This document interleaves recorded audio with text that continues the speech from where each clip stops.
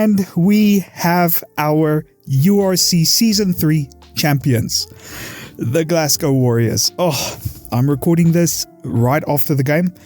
That was absolutely incredible. I'm a Bulls fan. I'm a very disappointed Bulls fan. It does really hurt, but massive congrats to Glasgow. They played phenomenally. You really cannot say that they did not deserve this game. That was absolutely insane. But you know why you are here, not for the post-match comments or anything like that. We want to find out what happened in this game. So let's get into it. I guess let's start with just the biggest thing that I think helped Glasgow the most during this game, and that was their number 9. George Horn, take an absolute bow. I haven't seen who the man of the match is, but personally I would give it to him. His kicks from the base was absolutely pinpoint. It was near perfection, and it really gave Glasgow a lot of entry points into the match. It put the Bulls under tons and tons and tons of pressure. Even though the Bulls' back three were really good in my opinion, although Kurtley Aronson maybe you could argue not that great, but even though their aerial work rate was really, really good, George Horn's kicks were they were too good, and it just put the Bulls under so much pressure that usually from those positions, the Bulls would be able to counterattack, and they just couldn't counterattack. They couldn't get the momentum that they needed. And this brings me to my first point, which is really just the way that these teams approach the game. During my preview, I said that the Bulls' key was going to be to keep the game more structured and to play for territory, and that for Glasgow they needed to create a bit more space.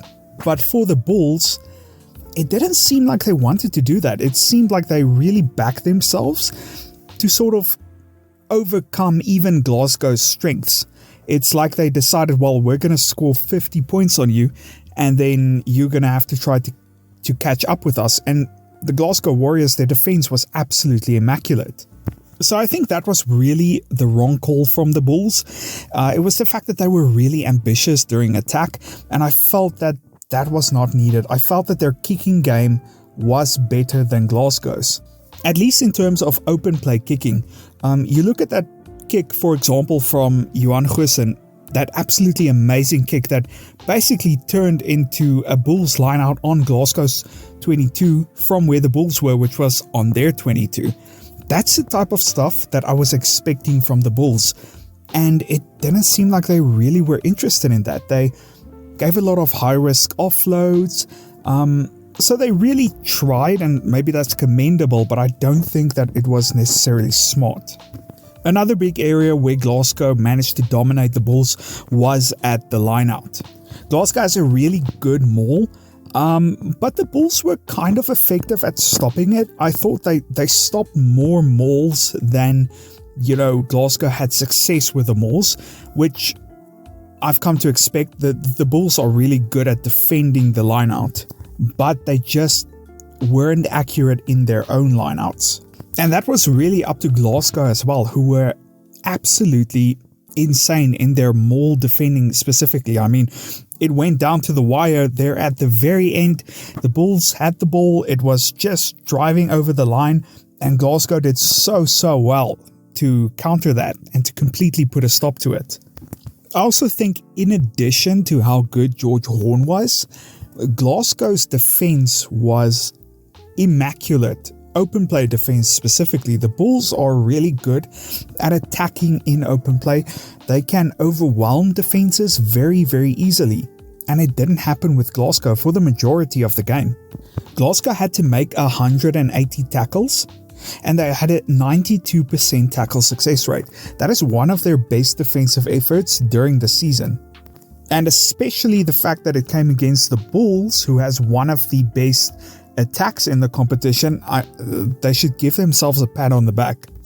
And like I mentioned before the territory battle, Glasgow had 58% of the territory, which is very bad if you're playing against Glasgow, who are so deadly on attack. You don't want that.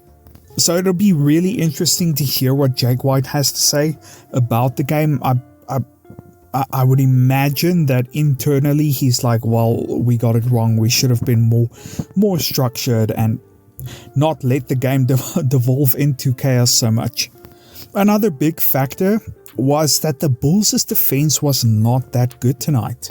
They had their best defensive effort against any team against Leinster last week, and they just couldn't replicate it for this game. And a perfect stat to illustrate this is Glasgow's post-contact meters. Glasgow had 436 post-contact meters, and that coming off of just 122 carries. Think about that, that's almost 4 meters per carry. That is ridiculous. The Bulls were constantly defending on the back foot. It's kind of a miracle that they didn't concede more tries given how dominant Glasgow was on attack. So that might be a bit of a positive to take out of this game for them. One very interesting stat is that Glasgow had the worst discipline throughout the game. They conceded 17 penalties. That's a lot of penalties, whereas the Bulls only conceded 9 penalties. And I think this illustrates just how clinical Glasgow was with their opportunities and how messy the Bulls were with theirs. Glasgow took their chances a lot better than the Bulls did. Another tactic that I thought worked really well for Glasgow, specifically on defense, was that the fact that they dropped their wingers a little bit backwards. They positioned them a little bit deeper. So when the Bulls did fold around with their attacks, or there was the threat of Kurt Arons on the outside or Sergio Peterson on the outside, there was enough time to really transition into a strong drift, and we saw this through the game. The Bulls genuinely had a lot of space to work with, some line breaks even, but Glasgow did so well to just be in a position where they could defend that. And I think it was because they really put a big focus on their backfield defense and strengthening their backfield defense for this game, which I think was absolutely vital, as that is one of the areas where the Bulls are the strongest. Right, let's wrap this up with some of the positives and some of the negatives for the teams. Let's start with Glasgow. Positive is obviously they're the champions. They've won it all. Absolutely amazing. It's so great. I'm not even mad as a Bulls fan. That is an amazing win for them, especially given the road that they had. They had a very difficult road to beat Munster away and then to come and beat the Bulls away in South Africa. It's a huge feat. Their defense was insane. Their fitness really held up. That was very impressive all throughout. I mean, it's altitude and the fact that they were still going at that intensity by the end was, like I said, very, very impressive. For the Bulls, the positive is that they're in the final. It hurts now, but they're the only team that has been in 2 URC finals. They haven't won a final, but they're the only team that has featured in 2 URC finals. So it means that they're very consistent and they've had consistently good performances. Another good thing about the Bulls is that they still have a lot of room to grow, more than most other teams, I would say. And the reason for this is if you look at their squad, they keep strengthening their squad. Over the past 3 seasons now, they've strengthened their squad every single year, but they haven't lost anyone, or at least anyone of massive value to overseas.